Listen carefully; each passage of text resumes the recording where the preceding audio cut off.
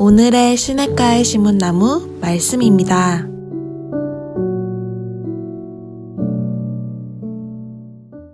축복합니다.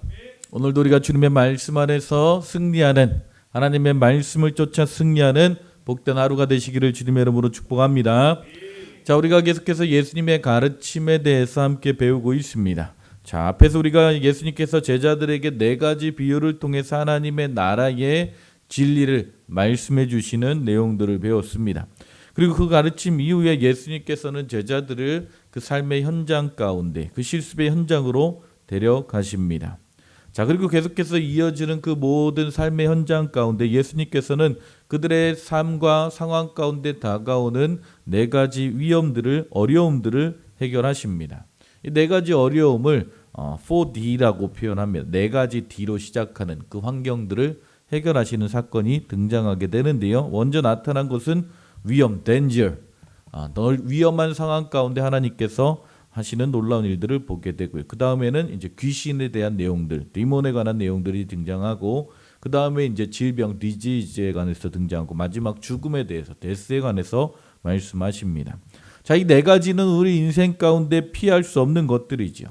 자, 예수님께서 제자들에게 하나님의 나라에 대해서 가르치신 후에 그들에게 우리 인생 가운데 다가오는 실제적인 이 어려움의 문제들을 어떻게 해결하시는지를 보여주고 계시는 것입니다.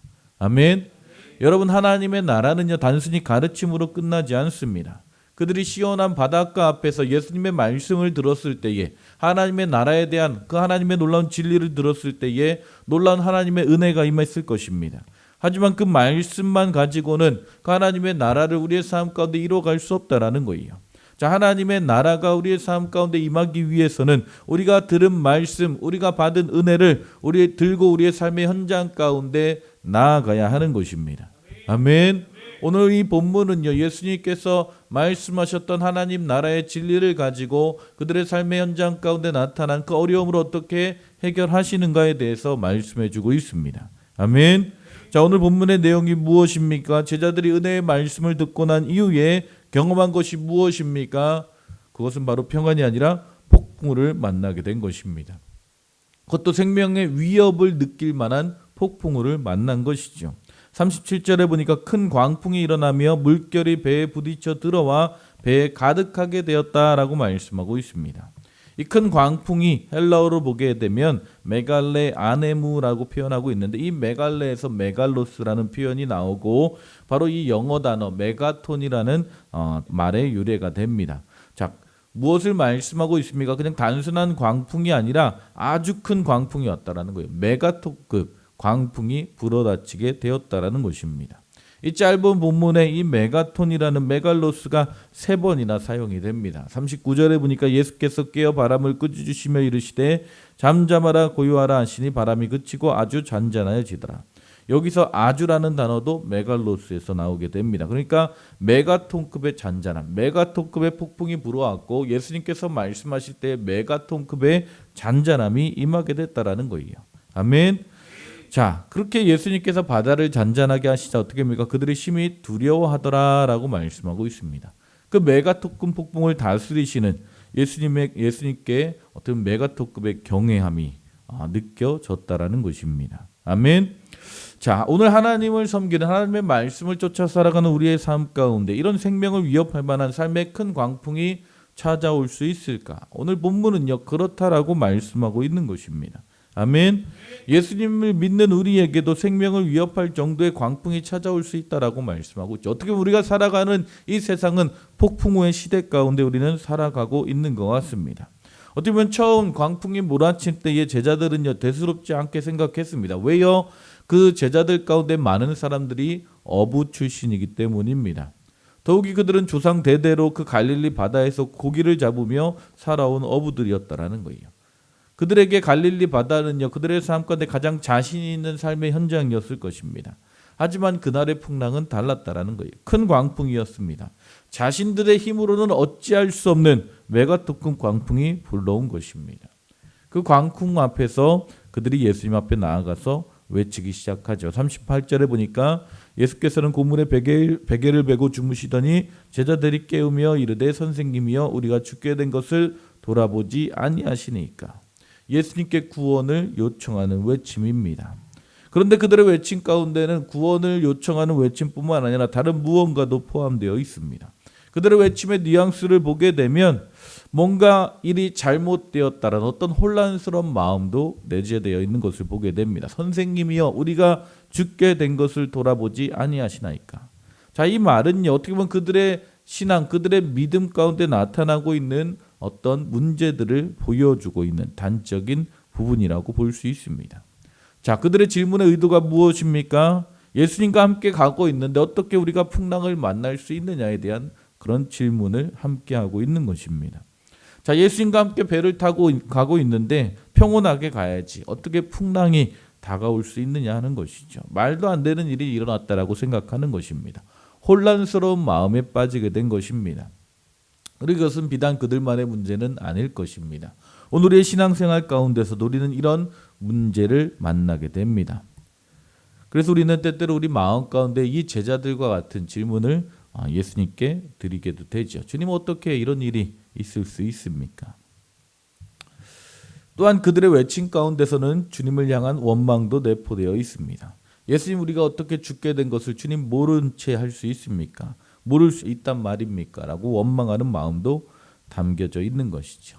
바로 우리가 종종 우리 마음 가운데 어려운 상황 가운데 던질 수 있는 질문과 같은 것입니다.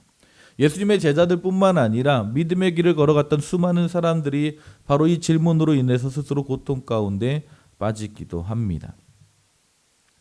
자, 이때 이런 질문들 가운데 예수님은 어떻게 하고 계셨을까요? 자, 이 제자들의 원망과 고통의 부르짖음 가운데 예수님은 어떻게 하고 계셨습니까? 본문에 보면 예수님은 배 고물에 주무시고 계셨다라고 말씀하고 있습니다. 자, 오늘 본문을 보게 되면 마가는요, 의도적으로 이 두 가지를 대조해서 보여주고 있습니다. 메가토크 풍랑 앞에서 예수님은 평안하게 주무시고 계시는 반면에 제자들은 두려움과 공포와 원망 속에 빠져 있었다라는 거예요. 자, 무엇이 문제입니까? 그들에게 다가온 큰 광풍이 문제일까요? 만일 풍랑이 문제였다면 배 안에 타고 있던 모든 사람들은 같이 고통스러워했을 것입니다. 하지만 예수님은 그렇지 않았다라는 거예요. 평안하게 계셨다라고 말씀하고 있습니다. 물론 우리가 이렇게 질문할 수 있습니다. 그분은 예수님이시니까, 그분은 하나님이시니까 라고 말할 수 있습니다. 하지만 그것은 잘못된 생각입니다. 왜냐하면 우리가 아는 대로 예수님은 완전한 인간의 몸을 입고 이 땅 가운데 오셨습니다. 그분은 배고프실 때에도 이적을 사용하신 적이 없습니다. 우리와 똑같이 배고프셨고 슬픈 일을 당할 때에도 똑같이 슬퍼하시며 눈물을 흘리셨고 십자가에서 고통받으실 때에도 신적인 능력을 전혀 사용하지 않으시고 우리가 느낄 수 있는 아픔을 모두 다 느끼셨다라는 거예요. 배를 타고 가실 때도 마찬가지였습니다. 그분은 두려움은 느낄 수밖에 없는 메가톤급 광풍이 불어왔다는 거예요. 그런데 그럼에도 불구하고 그 풍랑 가운데서 예수님은 평안히 계셨음을 말씀하고 있는 것입니다.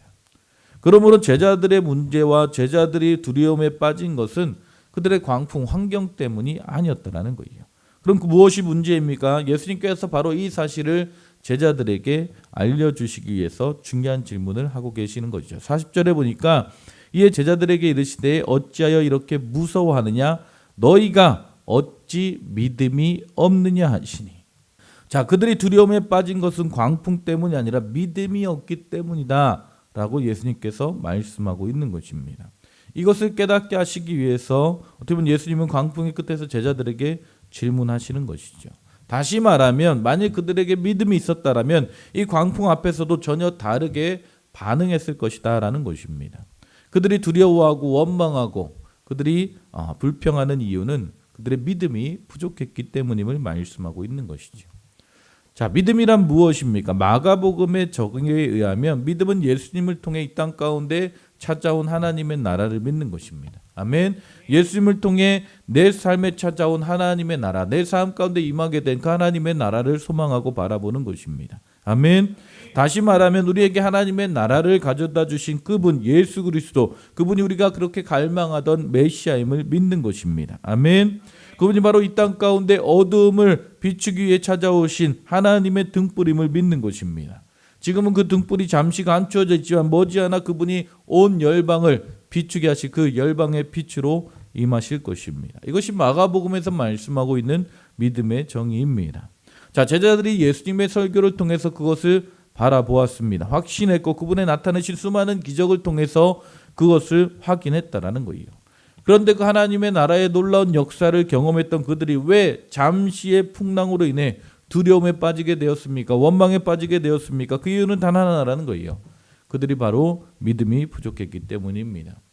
오늘 우리가 이 세상 가운데 우리의 삶의 현장 가운데 두려움에 빠지고 있는 이유도 동일합니다. 질병이 심각해서 사업이 너무 어려워서 내게 닥친 풍랑이 너무나 크기 때문이 아닙니다. 믿음이 부족하기 때문이라는 거예요. 문제를 정확하게 알아야 정답을 찾을 수 있는 것입니다.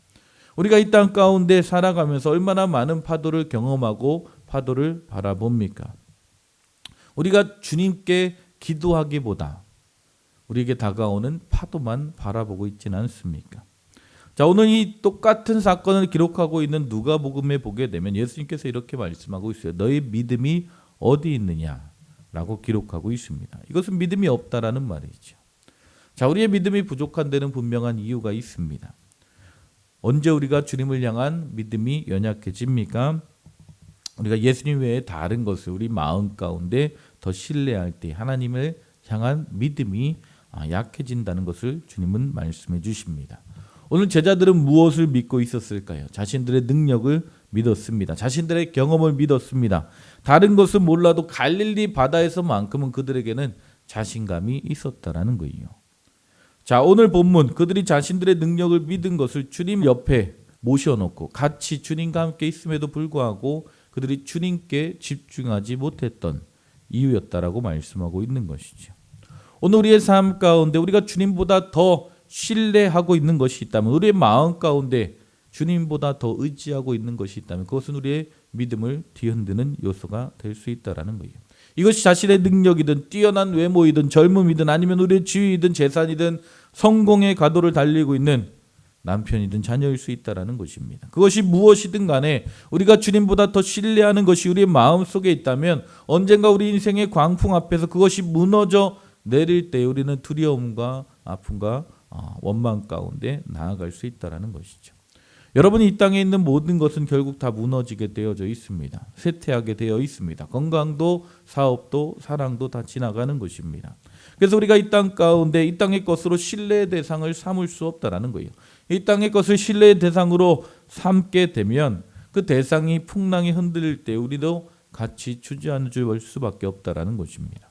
그 결과 예수님을 믿으면서도 언제나 두려움과 원망에 빠져 환경에 지배당하는 비참한 인생을 살게 되는 것입니다.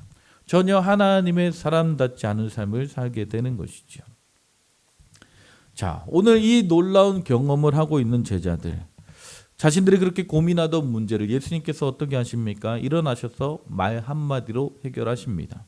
예수님이 잔잔하라라고 바다를 꾸짖으시기 시작하자 아주 잔잔하게 되었다. 메가톤급 평안이 정적이 찾아오게 됩니다.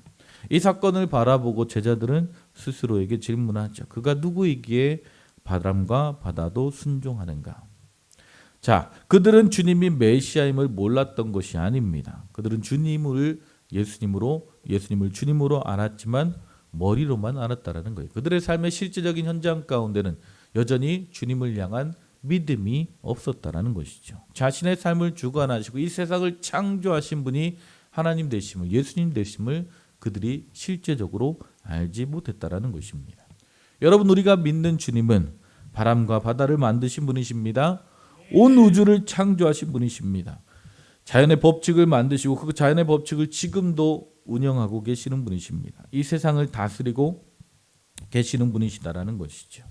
오늘 우리가 이 본문의 사건을 통해서 우리가 기억해야 될 것은 무엇입니까? 우리가 주님을 향한 이 세상을 창조하시고 지금도 이 세상의 역사를 주관하고 계시는 그 하나님을 정말 믿는다면 우리의 삶 가운데 다가오는 많은 풍랑과 많은 시험 현장 가운데 우리는 두려워하지 아니하고 주님을 향한 온전한 믿음으로 승리하게 될 줄 믿습니다. 아멘. 어떻게 보면 우리가 살아가고 있는 이 세상은 풍랑의 연속이죠. 폭풍우 같은 인생 가운데 우리는 살아가고 있습니다. 하지만 그럼에도 불구하고 우리 그리스도인이 이 폭풍 같은 삶 가운데 기뻐하며 즐거워하며 평안 가운데 나아갈 수 있는 이유, 그것은 무엇입니까? 전능하신 하나님이 우리의 주님이 되어주시기 때문이죠. 그 주님을 향한 온전한 믿음이 우리 안에 부어질 때 우리는 오늘 하루도 승리하는 복된 하루가 될 줄 믿습니다. 그 어떤 상황과 환경 가운데서도 그것을 잊지 마시기를 주님의 이름으로 축복합니다. 우리의 상황과 환경보다 뛰어나신 우리의 모든 상황과 환경을 컨트롤하시고 모든 문제의 해답이 되시는 하나님이 우리와 함께 계심을 나의 주님이심을 기억하시고 더욱더 주님을 향한 굳건한 믿음 가운데 나아갈 수 있기를 주님의 이름으로 축복합니다. 아멘. 오늘 하루도 그 주님과 함께 승리하는 동행하는 복된 하루가 되시기를 주님의 이름으로 축복합니다. 기도하시겠습니다. 하나님 감사합니다. 오늘도 우리에게 말씀하시고 하나님 특별히 오늘 말씀을 통해 하나님 주님 지금도 살아계셔서 천지를 주관하시고 운영하고 계신 하나님 나의 아버지가 되시고 나의 구주가 되시고 나와 함께 하심에 감사합니다. 하나님 오늘 주님을 향한 온전한 믿음이 우리 안에 있기를 바랍니다. 하나님 그 어떤 상황과 환경 가운데서도 그것을 초월하고 아버지 그 모든 것 위에 뛰어나신 하나님을 바라보며 소망하며 오늘도 믿음 안에 승리하는 복된 하루가 되게 하여 주시옵소서. 주님 함께 하시고 인도하실 줄 믿사오며 예수님의 이름으로 기도했습니다.